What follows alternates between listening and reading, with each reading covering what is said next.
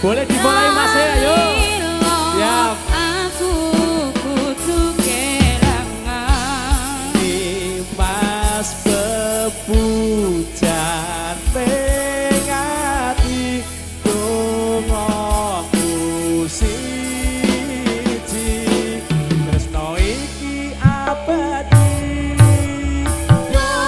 dewa-dewa ning asmara kuwatno ati kawula anggon kula laku tresno datang gendap saking coba kare wangi kapateni laire tresno kang suci kasunyatan yen to aku sliramu isih nyawiji. Bos Geng juga didukung Aditya Udadata SJ Lifestyle. Terima kasih semuanya.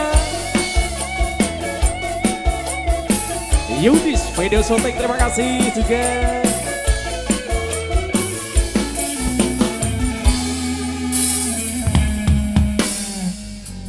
Kamas kowe sing kasayang dalilo aku kudu kelangan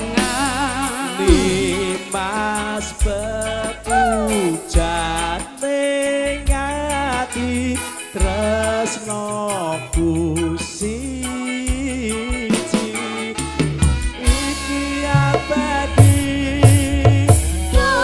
dewa-dewa ning asmara kuwatno ati kawula anggon kula laku tresno datang gendap saking coba kare wangi kapateni laire tresno kang suci kasunyatan yen to aku sliramu isih nyawiji.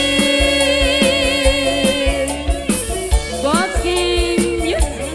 Aditya Audio Yudis Media Shooting juga ada SJ Lifestyle. Terima kasih semuanya.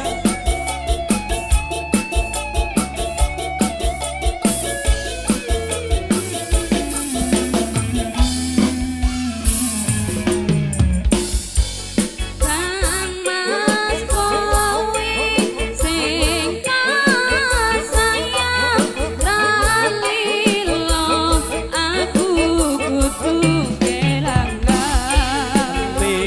Mas bepujan pengati dongoku siji tresno iki abadi dewa-dewa sing asmara kuwatno ati kawula anggon kula laku tresno datang gendap saking surga kapilani kapateni laire tresno kang suci kasunyatan yen to aku sliramu isih nyawiji. Dewa-dewa ning asmara kuwatno ati kawula anggon kula laku tresno datang gendap saking coba kare wangi kapateni laire tresno kang suci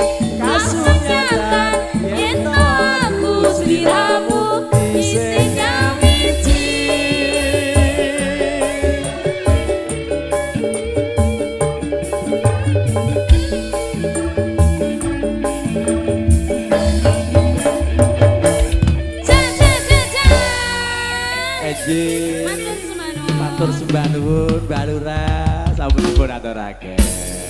Nggih namung satripun